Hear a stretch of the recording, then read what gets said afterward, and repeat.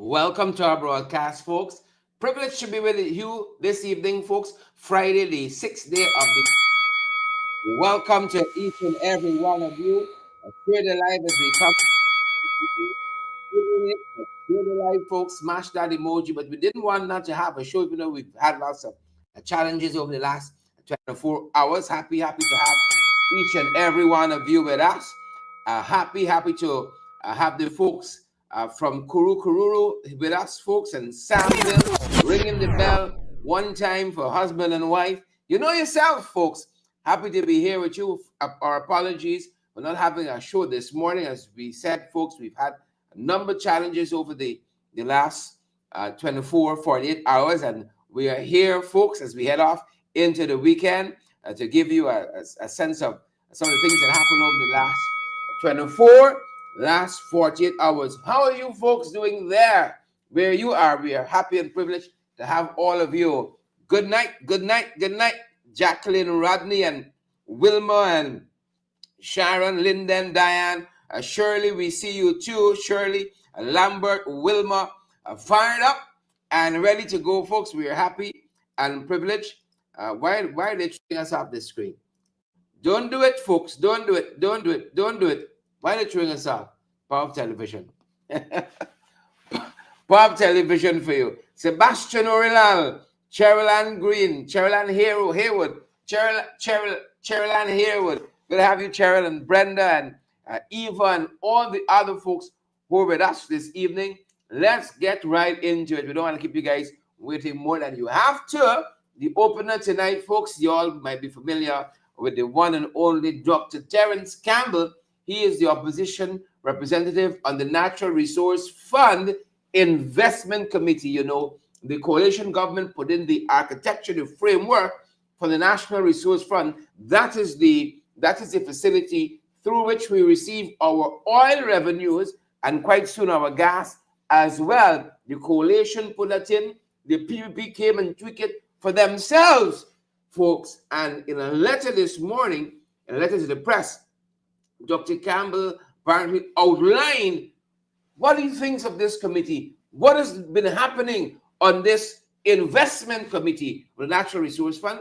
And the leader of the Alliance for Change, Nigel Hughes, picked up on this point today during a press conference of the Alliance for Change, the AFC, wading in to this issue, Dr. Campbell's comments on the Natural Resource Fund, and how them boys perhaps chiefing out we money, 5 billion to be exact. Take a look, take a listen. You open up. As you know, there is an investment committee that overlooks the billions of dollars that we have generated since the discovery of oil. In a letter to the editor today, the opposition representative on the investment committee has brought to our attention, or I should say has announced, what we've always suspected. And therefore, I will read the exact words of Dr. Terence Campbell in relation to the operations of that investment committee. And this is what he said, and I quote, "A little over a month ago, I began pressing internally for the board of the fund to demand the justification for withdrawals from the fund in accordance with section 16, subsection 2, and subsections A and B. These subsections specify that withdrawals must be for national development priorities and/or essential projects to ameliorate the effects of a natural disaster. My request was met with stout resistance, even in the face of my threat to initiate litigation. In essence, the board signs a blank check with each withdrawal. This effectively reduces the board to a rubber stamp and the Public Accountability and Oversight Committee, which is supposed to provide oversight, to a white elephant. The transparency touted by the Vice President in 2021 is transparency in form, but not in substance." End of quote. This is the most disturbing news that I have read for the week and perhaps the month. Dr. Campbell has said that the Oversight Committee, whose primary function is to review and examine the way in which the national wealth of this country is spent, he says that committee is a complete white elephant and a rubber stamp. In other words, our assets, we the people of Guyana, the money that has been generated for us and for the generations that come after us, there is absolutely no scrutiny whatsoever by the investment committee. If we really sit down and think what that means, in other words, this has now become a slush fund, a facilitating entity that literally carries out the government's bidding, when in effect their primary responsibility is to overlook exactly what the government is doing with our money, our assets, our investment, and attempting to stop them, interrogate them. Dr. Campbell goes on further, and he says, and I'll quote, without adequate oversight, the balkanization excuses, and that excuses reference to what Dr. Jagio said yesterday, it is likely that some of our resources will be diverted for political purposes. With a rubber stamp board and a white elephant committee, our national patrimony is at severe risk. This is a citizen who is charged with the responsibility, and I dare say, of overseeing what happens. Ladies and gentlemen, I want you to seriously ponder where we are when we have a government that is spending as if there is no tomorrow. We have an oversight committee, which in the words of one of the same committee has said that they're nothing more than a rubber stamp and they're nothing more than a white elephant, which in effect is facilitating the spending by the government of the day, contrary to the interests of the day. If this is indeed correct, we immediately call for those members of the Oversight Committee to indicate what methodologies they have used to interrogate the government's applications for spending, what is the professional advice that they have sought before approving government expenditure, and what are the methodologies that they have deployed in relation to making decisions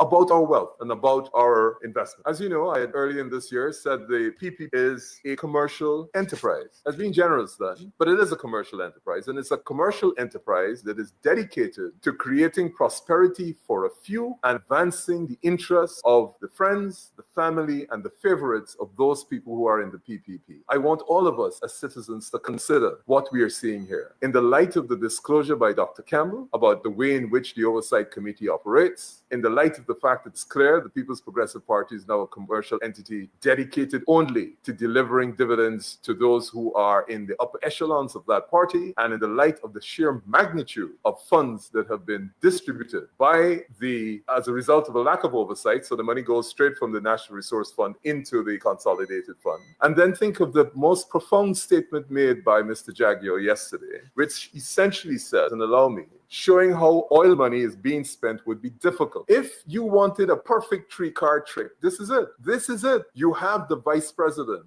the most powerful person in the People's Progressive Party, and effectively the president of Guyana, saying to you that he is of the view that showing how oil money is spent would be difficult. So you have an oversight committee that is signing off and approving everything he says, or the government says. You have an oversight committee that is a white elephant. These monies are going into the consolidated fund, and they're not being spent. So in short, $5+ billion received since the commencement of commercial production of oil has disappeared with no oversight. And the person who is primarily responsible for the spending of that money says that it is difficult to show where the money is being spent. I wish someone could give every citizen $5 billion Guyana dollars, not let alone $5 billion US dollars, and let them tell you when they've spent it that they don't know where they spent it. This is the most reckless admission of the gross disregard to the prudent management of this country. And to top it off, if you thought that was enough, here's what he says. He says that the opposition are actionists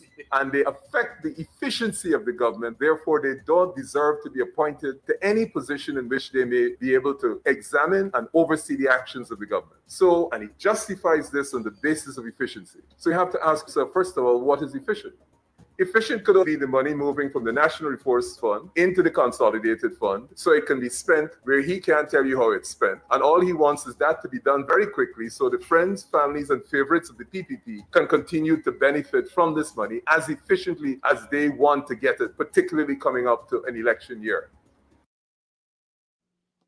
Yeah.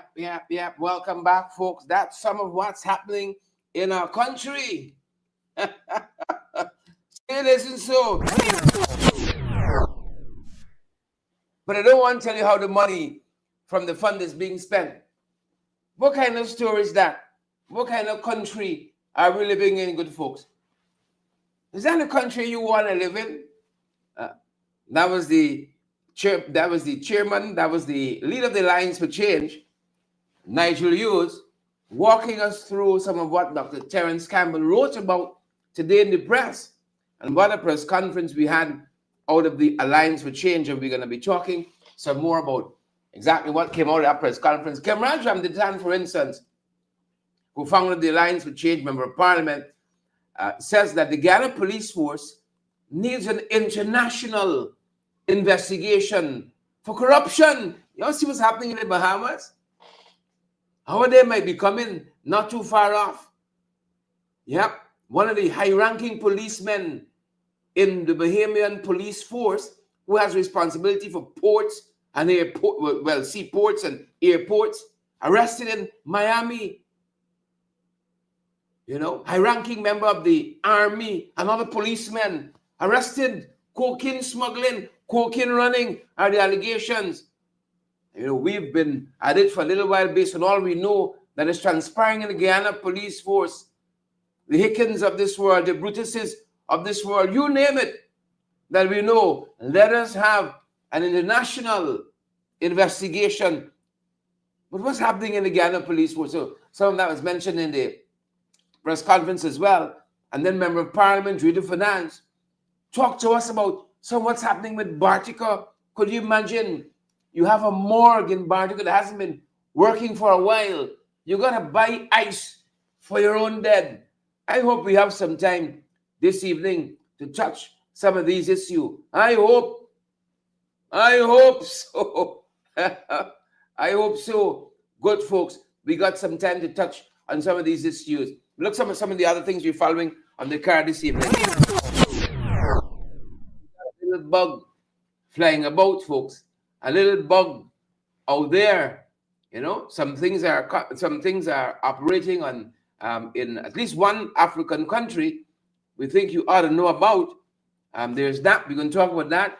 The PNCR, People's National Congress Reform, our brothers and sisters on that side, they have a press conference today as well. Folks, you're going to want to listen to some of what MP Ganesh Maipal said he uncovered in Region 1. So you have that revelation of what's taking place in the Investment Committee of the National Resource Fund. And then Ganesh had his own revelations as well.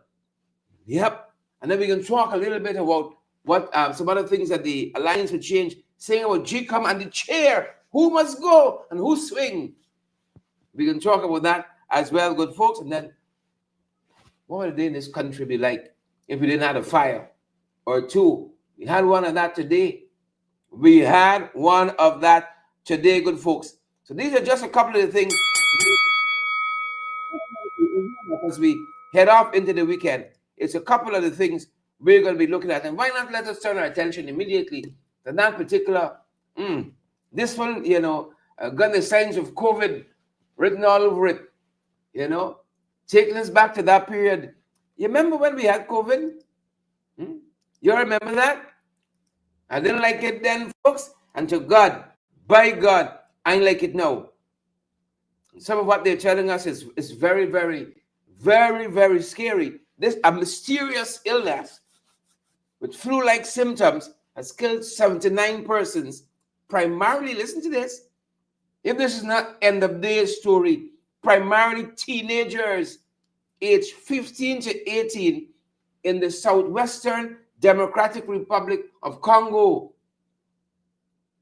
Yep, in an area called Congo province. Over 300 individuals have been infected, exhibiting again this symptoms like fever, headache, coughs, breathing difficulties, right? And anemia. So this is what they're looking at in the Congo. Flu-like symptoms is persons 15 to 18, 79 dead. And they're telling us that the World Health Organization, the WHO, it is sending a team to investigate, while authorities are urging calm and recommend preventative measures, including hand washing, this looks familiar, and avoiding mass gatherings, social distancing. Basically, wash your hands and social distance. Stay your social distance from folks. So this is happening in the Congos, and as I said, the WHO, the World Health Organization, they watch this. What are your thoughts out there, folks?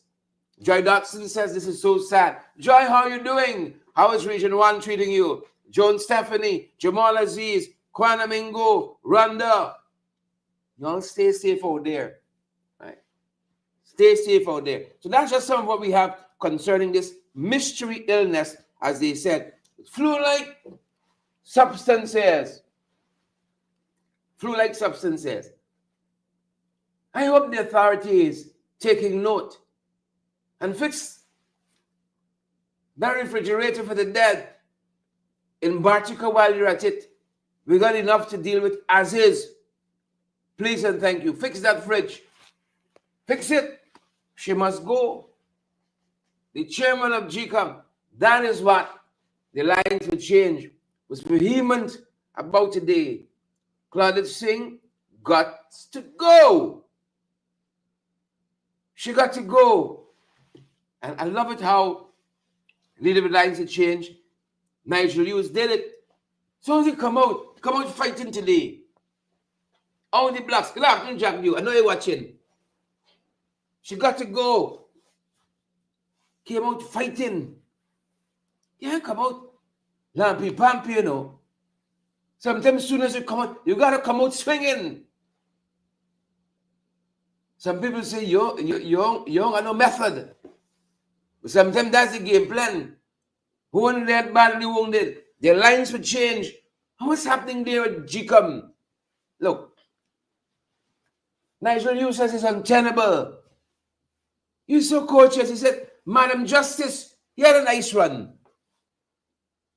From the time you've been in there, how many years you had under APNU AFC? How many years you had under the PPP? $2-3 million a month. Joy? Edert? Leslyn, that's nice time. Joy, I know you're an entrepreneur. You're a businesswoman. I hope things nice for you. There in Region 1. What would you do with $3 million a month? Plus you get geared. You got free transportation, free telephone bill. $3 million. That's nice. You had a good run. That's what he said. Take a look at some of the other things. The leader of the Lines for Change, Nigel Lewis, said today. I want to start with the GECOM position, and particularly the position of Claudette Singh, retired Justice Claudette Singh, and how untenable it is for her to remain in the office. I heard that there are members of the government who said that this is an attempt to attack GECOM and weaken it and its integrity. This is an attempt by the opposition to weaken the integrity of GECOM so that when the elections are held next year, the opposition intends to discredit the results of the election. Let me start off by saying the only author of GECOM's present problems is GECOM. GECOM could not have conspired with anybody else other than themselves to put themselves in a position where they say, not only did they make a mistake, but more importantly, did they put or cause to be placed in a National Assembly somebody who was not entitled to be there. The Vice President and other people have suggested going to court. You go to court where there's a contest, where there's some opposing position. As far as I know, there is no opposing position. Nobody is saying that Asha Kissoon should be in the National Assembly. I don't even think Ms. Kissoon and her 238 votes or 244 votes is saying that she should be in the National Assembly. So where you have the electoral authority saying very clearly that the person who is sitting in the National Assembly ought not to sit there, and that they are the sole cause of her being there, I'm not sure what we're going to court to do. We cannot become or afford to become the laughing stock of the Caribbean, where we have in our midst a parliament, National Assembly, in which there are people who are sitting there who are not supposed to be sitting there, The Electoral Authority has specifically said they're not supposed to be there, and we don't have the mechanism to remove them. In most societies, it wouldn't reach that stage. From the time the Electoral Authority said, this person is not entitled to be there, most societies, that person would resign immediately. But not in Guyana. That doesn't happen. ANOG, in its press statement earlier this week, chronicled a series of mistakes made by GECOM over the past 4 years, commencing with the issue of allowing persons with dual citizenship to sit in the National Assembly and culminating in their admission of their gross error and expressed the lack of confidence. The only person who is expressing anything looking like confidence in GECOM at this stage is the People's Progressive Party. ANOG has clearly expressed its disappointment. The People's National Congress a long time ago have been calling that call, and we last week, upon this admission of error by GECOM, have said that it is not possible, it is not tenable for Ms. Singh to remain in that position. And I have difficulty understanding why we are going to court where the Electoral Authority has specifically said we messed up and this person should not be there. Are we going to court for the court to confirm what GECOM has said? Is that seriously the position of GECOM? And I dare say, I did hear that Chairman Singh, this is Claudette Singh, say that she will resign when she wants to resign. Well, dear Madam Justice Claudette Singh, I know that you've had a long and perhaps sterling career, and I suspect the last act in that career of exercising any sort of judicial function ought not to be one where you have clearly erred, you have admitted your error, and now you're refusing to go because you want to decide when you should go. In the best interest of this country, in the best interest of moving the level of our political discourse, the level of our engagement, and most importantly, the level of confidence in our electoral authority, please go, resign, go home. Time is up. You have had a sterling career. You have done well. The country has recognized you with its national awards. Do not inflict upon us some decision of yours that you must choose the time of your going when every other political party other than the government says that they have lost confidence in you. You don't want to be in a position where the only party with a motive for keeping you in office is the government with the attendant allegations. That having been said, I want to observe, we're now, I think this is the first week into December, and we did say by the 30th of November, we expected the census to be released. The census clearly has not been released. So here we are. In December, at the end of the first week, we have some report, again, that says 718,000 eligible voters. We have no census. We have no information on the number of persons who should be on that electoral register. We have strenuous objections to biometrics. And now we have the authority which was responsible for interpreting the law to determine who should sit in Parliament, admitting that they made a colossal error. You couldn't ask for better ingredients for the perfect storm for next year. And I plead on behalf of the citizens of this country, let us at least get the electoral process right. Let us get the preparation for the electoral process right so that we don't start off with all of these difficulties. And the first step in that process is that, of course, we would have to identify who are the persons who are likely to replace Ms. Singh as chairperson of GECOM. Yeah. Welcome back, folks. I love the fact that Nigel don't go and pass, Claudette. he don't pass like an exam. The next step is identifying. I'm certain Nigel got a list. The next step is identifying who will gone past Claudette already, like some of you. Linda, Gillian, Solomon, Andrew, Ray Andrews, done past Claudette. The next step is identifying who will replace Claudette. Who's sharing the live tonight? Who can smash the emoji button? I am certain Claudette never envisaged the day she was going to be asked to go. Man, today's the day.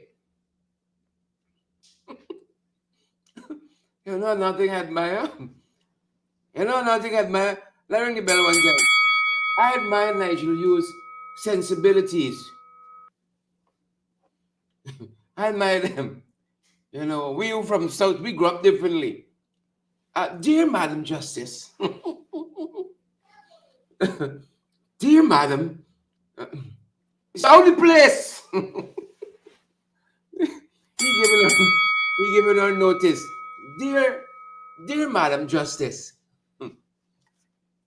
herself and the PPP and Mansour orchestrating. You see, because they got a one seat, right? The Ashes seat is that second seat that shores them up. With that one seat, they don't want you to return the favor like Charandas.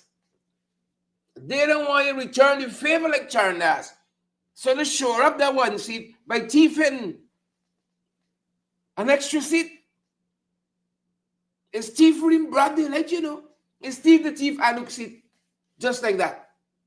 To shore up the one seat majority. And then you got your girl Asha, so like the brown bags and so on, that she digging in, she heals. And she said, I got a couple of things to do. I ain't ready for that yet. You all remember that? I got a couple of things to do. I ain't ready to go yet. I tell you all, once you come inside the 592, it's problems. It's problems. We can show you some problems now. I tell you all, my friends in the the APNU, PNCR, 100 press conference today. Folks, when I heard Ganesh revelations, friends, family, and favorites in Region 1 getting real nice time. Here I tell you, getting real nice time. Friends, family, and favorites. Once it could show it, what does the word tangential means? You're slipping me. Once it could show a little connection, the slightest, take contract. You enough for Bill Road, we ain't got time tonight. We were up in Kurukururu, Samville. We saw a road there, building and building. Ever learning but never coming to the knowledge. Today we took a walk in, is that Sabrineville, Campbellville? New road that comes from Conversation 3 all the way to Duncan Street. Crumbling, caving in. And then by building a road through the, to intersect the cemetery from Mandela Avenue. Show you that just now. Right. We're going to keep everybody dance. We got shines you all. Here's what Gandhi said. Region, friends, family, and favorites. Take a look, folks. Take a listen. Region, it's Region 2. It's Region 1. You can tell me. I have managed to unearth, after interacting with residents in Region 1 and receiving several complaints, that there are two particular companies that are dominating the procurement system and getting contracts in the Barima-Waini region. One company goes by the name of ARK Trading, or some may say ARK Trading. I was told that this company is owned by Mr. Fayaz Mohammed Shadiq, and he happens to be, as I was told, the husband of Miss Sarah Brung, MP, who is serving as a parliamentary secretary in this current 12th Parliament. I am also guided that he was a an engineer at the Public Works Ministry, and I was told that he tendered his resignation from that ministry after another contractor alleged that he was soliciting a bribery from him, and I'm told that there's a recording to that effect. This is all what was allegedly told to me by residents in that region. But what worries me is the fact that he has a relationship to the Member of Parliament, Miss Sarah Brown, who is a parliamentary secretary. His company is registered at lot 1284 block CC, Providence, East Bank, Demerara, and the email address is arktrading592@gmail.com with a telephone number 592-670-7314. And there's a quote there that says "building with vision." That is what I found in the public space as his logo. And I want to mention that some of the works that he is in receipt of in Region 1 is, for example, the supply of concrete to build a 1 km road at Waramuri, and this was given to him by the Special Projects Unit at the Public Works Ministry, the very ministry that he served as an engineer and subsequently resigned for reasons that can be further spoken of. The second one he has there is construction of wharf at Komaka, Muruka, and this was awarded about 6 months ago. It is currently not completed. He's also awarded the repairs to bridge at Komaka at Muruka there, awarded over 6 months ago without any advertising, and nothing has begun at the place of the work site as yet. And he was just awarded the construction of 1 km road from Hosororo to Wauna. And the other company I wish to speak to is Supreme Contracting and Supplies. And I am guided by people from the Barima-Waini region also that this company, the Supreme Contracting and Supplies, the owner or the proprietor is the common law husband of the vice chairman of the Barima-Waini region. And what is even more troubling is that his brother happens to be a staff at the Barima-Waini administrative region in the engineering department as an overseer that is responsible for the supervision of these works as they're executed. His name, the owner for Supreme Contracting and Supplies, is Dudnot Ram. I'm told that it's Dudnot Ram, and his brother's name is, let me just get that information for you, please.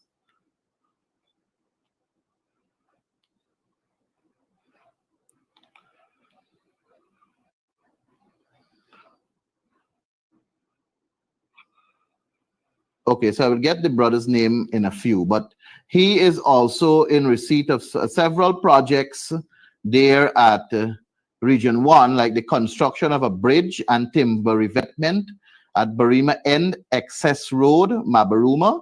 And I saw that on the NP Tab website to the tune of $20 million. The establishment of electrical grid at Kwabana for $32 million.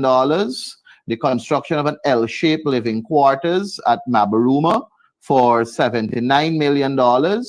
Extension of Komaka electrical network for $29 million. So when we speak about the degree of friends, families, and favorites and the abuse of the Procurement Act to the space where it is permitting corruption at a different level, these are the examples that we can give at this point in time, reference to region number 1. And it is imperative that we understand that this kind of work, this kind of operation in the system of governance cannot be tolerated. The name of the brother at Region 1 there is Danraj Ram, and he is the one that has to that is responsible for, in the engineering department, for the supervision of this work alongside with the other staff members in the region.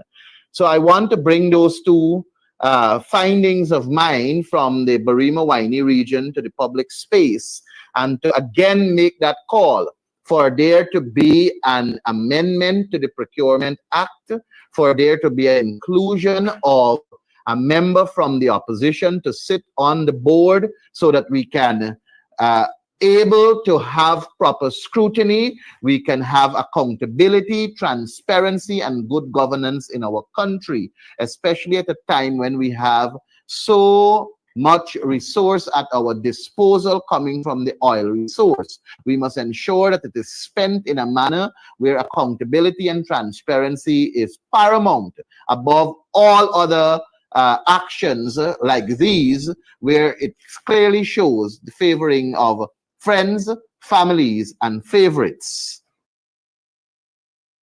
Yep, welcome back. What's going on? Somebody else is squandermania. Money there. Yeah, money there. So them boys going on. And you see with this cash grant share, you know? Thievery for so. Thievery for so. Every day you wake up, you got a different piece of it. Yesterday we learned press conference with the vice president. The corner shop show. He said only serving 5 regions right now. There's another piece of the puzzle we're handing. We only serving 5 regions. The man sought to give a cash grant update. Here's what he said. I guess I should start with giving you a brief update on the distribution of the cash grant. The activity started in earnest, and the Ministry of Finance, which is tasked with its implementation, has rolled this program out across several regions. The target regions at this point in time are regions 1, 7, 8, and 9. The hinterland regions, and Region 4. We will confine our activities to these 5 regions for the next month, maybe, and then move on to the other regions. So I just want to say to people from the other regions that you will be registered, but it will be after we've completed the registration exercise in these 4 regions. You will receive the cash grant. It's just a matter of time. And so please be patient, because it is a complex task involving the enumeration or the registration of several hundreds of thousands of Guyanese. Yep. So that's another piece of the puzzle we got yesterday. And Region 4. And he said for those 5 that are out, you're going to be registered later. We didn't hear that on October 10th, when they finally went to the National Assembly and said 200,000 per household instantaneously. Did we hear only 5 regions? And then we can take the next 5? And then today we heard, those of you who in the diaspora and you salivating for this $500 you're waiting for your registration. He said they're registering here again.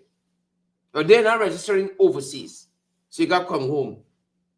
And heaven help you if you're living in one of the other 5 regions that are not being served at this point in time. So there's no facility to be registered overseas. You'd have to be home to get your 500. Every day we get a different piece of the puzzle. They said they're now making some provisions. They didn't think about it too long. Now it's been brought to their attention. They're making provisions for the shut-ins. You don't get it. But we get around it sooner or later, like the pink slips. Sooner or later. And they said, if you miss the registration or you miss the distribution, don't worry. We can get to you too.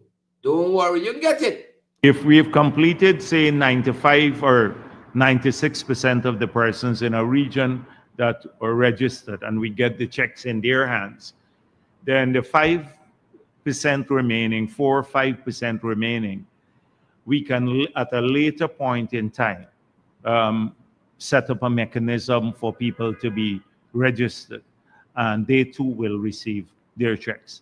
So I want people to understand, even if they miss the registration exercise that's taking place within a defined time period in their communities, they're not going to miss out on the resources. Yeah, that's what they said, folks. We're officially in the overtime here. We started a bit late, but stay with us for another 5 minutes or so. We beg your indulgence because the same fella in the press conference yesterday, the question was asked about Dr. Asher Kissoon, who's squatting in the National Assembly, not according to the Alliance for Change, AFC, not according to the PNCR, People's National Congress Reform, but according to GECOM itself, through its legal officer, who said, yes, we know it should have been Anuk's person, and not Dr. Asher Kissoon. But big head, bald head, big head. He said, if you all want to show, you're going to go to court. That's what the fella said yesterday, acknowledging he ain't fighting her legality there, you know. He ain't fighting it. But if you want to show, you got to go to court. Yeah. Leader with the Alliance for Change, Nigel Hughes, has responded to the contention by Vice President Bharat Jagdeo that the criticisms of the Guyana Elections Commission is an attempt to weaken the body. GECOM could not have conspired with anybody else other than themselves to put themselves in a position where they say, not only did they make a mistake, but more importantly, did they put or cause to be placed in a National Assembly somebody who was not entitled to be there. The Vice President and other people have suggested going to court. You go to court where there's a contest, where there's some opposing positions. As far as I know, there is no opposing position. He said that nobody is saying that Asher Kissoon should be in the National Assembly. Ganesh Mahipal moments earlier had described her as a squatter. She entered the National Assembly on her way joining the seat when Lennox Schumann of the Liberty and Justice Party vacated it. I don't even think Ms. Kissoon and her 238 votes or 244 votes is saying that she should be in the National Assembly. So where you have the electoral authority saying very clearly that the person who is sitting in the National Assembly ought not to sit there, and that they are the sole cause of her being there, I'm not sure what we're going to court to do. The Guyana Elections Commission had said that Asher Kissoon wouldn't be seated in the National Assembly. Hughes had said that it took a year for GECOM to realize this. He said that Guyana can't afford to become the laughingstock of the Caribbean. ANAB, in its press statement earlier this week, chronicled a series of mistakes made by GECOM over the past 4 years, commencing with the issue of allowing persons with dual citizenship to sit in the National Assembly and culminating in their admission of their gross error and expressed the lack of confidence. The only person who is expressing anything looking like confidence in GECOM at this stage is the People's Progressive Party.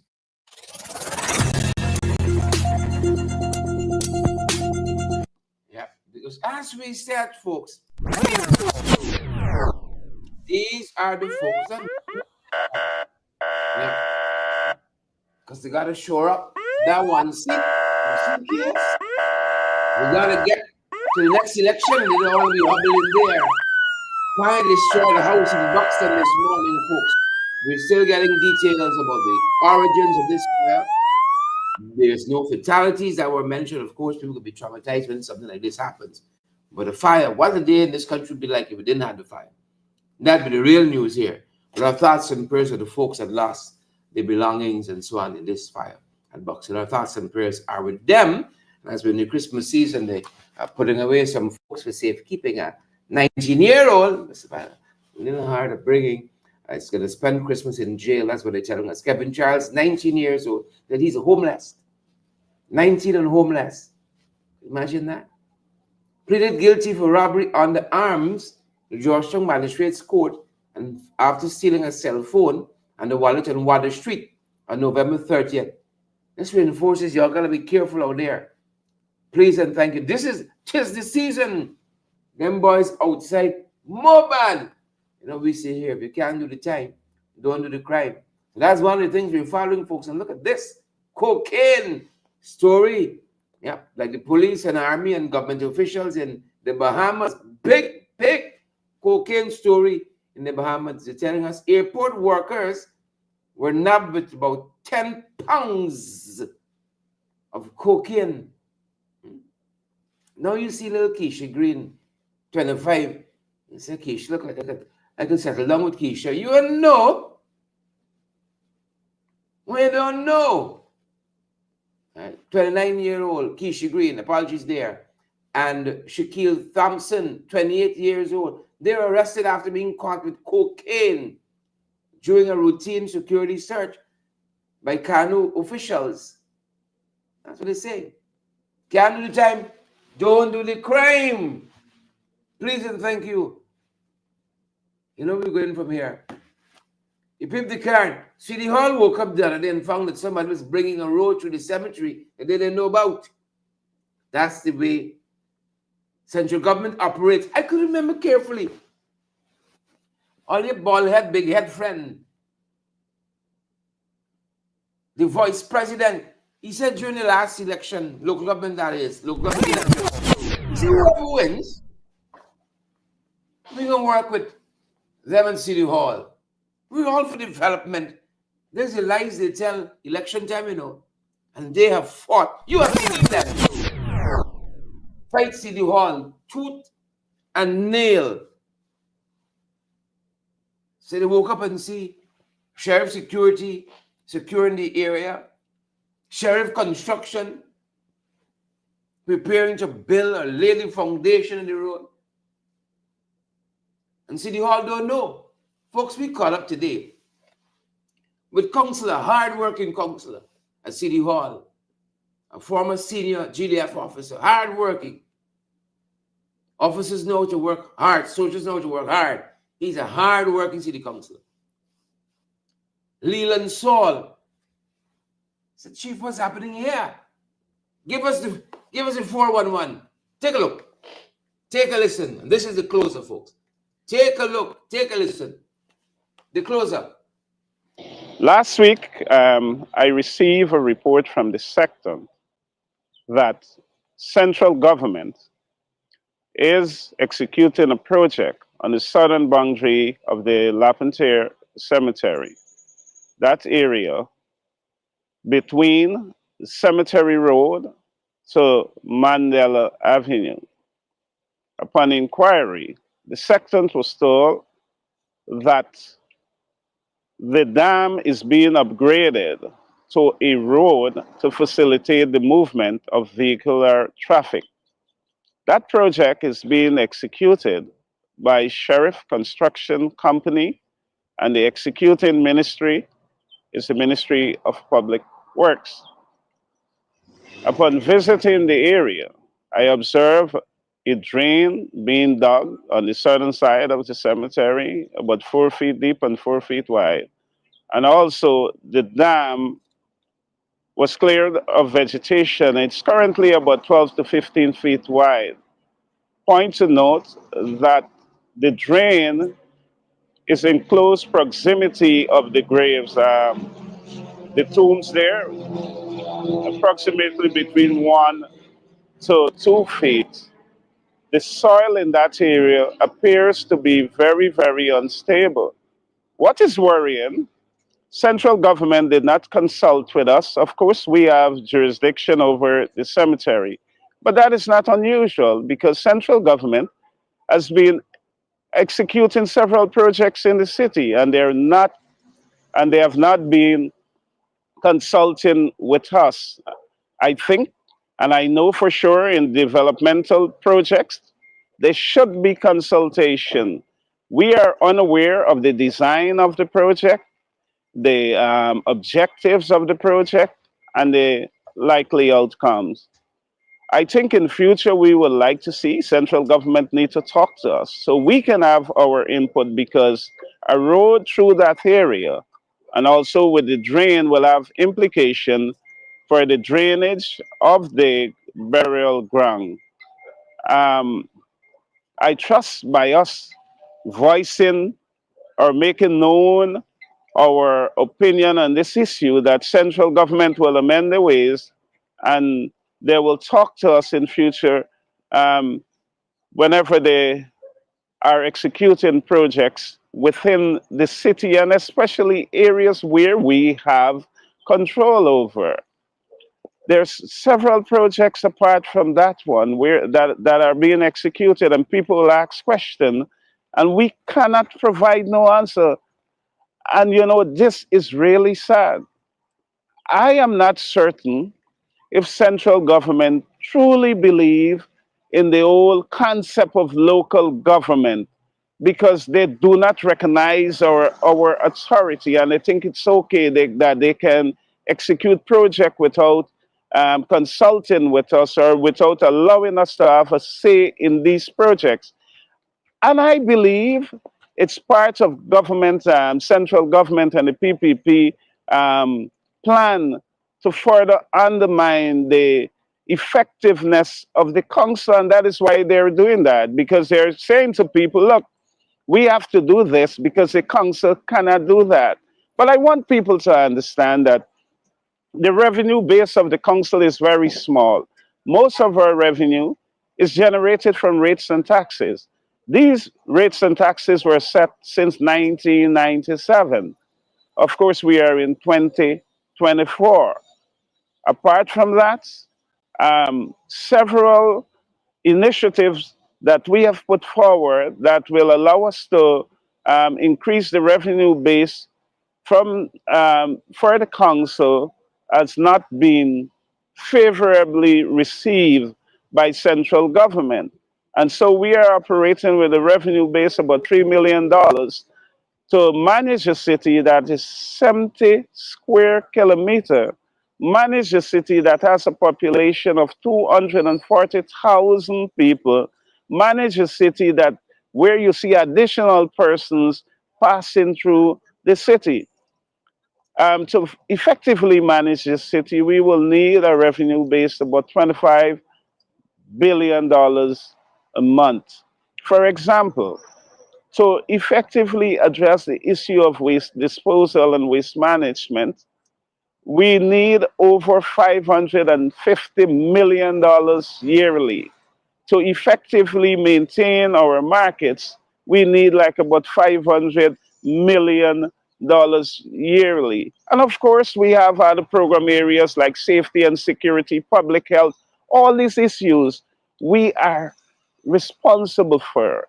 And we must have monies to execute our mandates.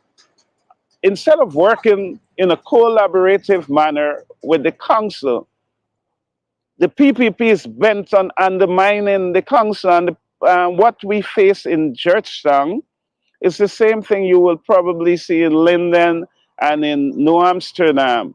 But I want to say this, you know, if we are to look at history, we would recognize for regimes that have a dictatorial attitude and outlook, they understand the importance of controlling a capital city. The PPP has never controlled Georgetown, but they control central government.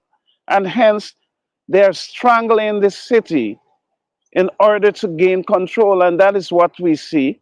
If you go around the city, there are several play fields where works are being done. There is no consultation with the city council, even though those play fields are our asset.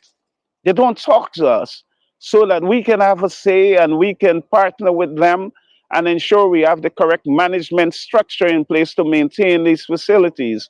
Because if you go around, even though they're spending millions or billions on these public open spaces, there is no system in place for maintenance and sustenance of the grounds.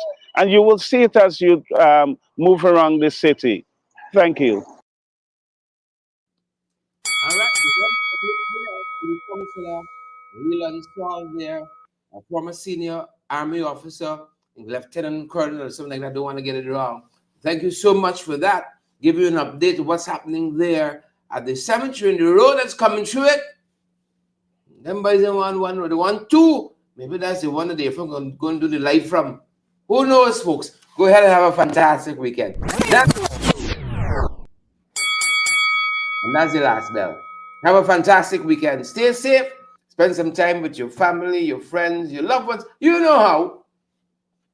Get in some exercise too. I'm going to do that tomorrow. Get in some exercise too. And please and thank you. Alton Cortez, Marcy Agard, Beverly, Crandon Hudson. Good to have you. Wilma Grant, Lou Perkinson, Peterkin rather. Oh my God. Lou Peterkin. Good to have you here. And Eula, David Cummins, good to see you too. And all the other folks joining us. Sparkle Gonzalez, look how you're sparkling tonight.